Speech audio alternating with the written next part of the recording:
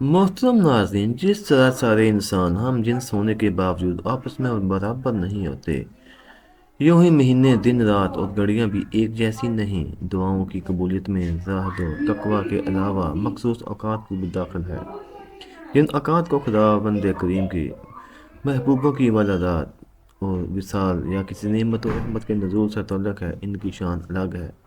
ہم ایسے دنوں کو ان بزرگوں سے منسوب کرتے ہیں یا ان واقعات و انعامات سے، مثلاً یوم میلاد، یوم عاشوراء، قربانی کا دن۔ مگر قرآن حکیم کے الفاظ میں وہ سب ایام اللہ تعالیٰ کے دن ہیں۔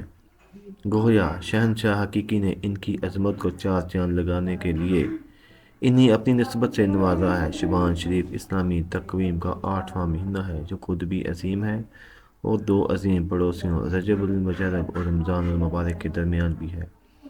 اسے شہر حبیب الرحمن یعنی محبوب خدا صلی اللہ علیہ وسلم کا مہینہ بھی کہا جاتا ہے۔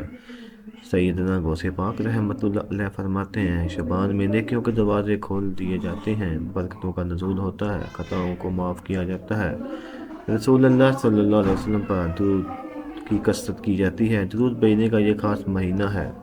رسول اللہ صلی اللہ علیہ وسلم کا ارشاد ہے، جو ایک بار مجھ پر درود بھیجتا ہے، اللہ تعالیٰ اس پر 10 بار رحمت نازل فرماتا ہے۔ اس کے لیے ہر دانش مند کے لیے ضروری ہے کہ وہ اس مہینے میں درود شریف سے غافل نہ رہے، بلکہ رمضان کے استقبال کی تیاری شروع کر دے، گزشتہ اعمال سے توبہ کر کے گناہوں سے پاک ہو جائے، ماہ شعبان ہی میں اللہ تعالیٰ سے گریہ گزاری کرے۔